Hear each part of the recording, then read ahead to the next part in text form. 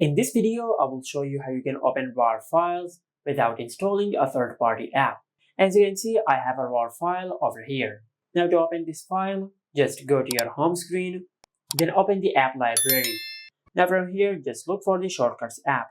If you cannot find the Shortcuts app on your iPhone, you can download it from the App Store.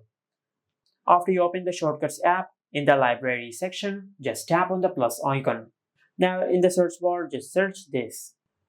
Select File. Now from here, just tap on File. Now on your iPhone, just look for the RAR file which you want to extract. As you can see, this is the RAR file. Now after you select the file, then tap on Open. Now after you select your RAR file, then in the search bar, just search this. Tap on Extract Archive.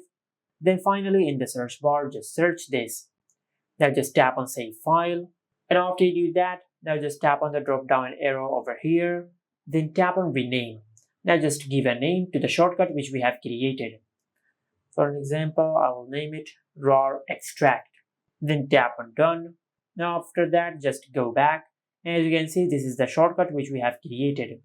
Now to extract the RAR file, just tap on the shortcut which we have created.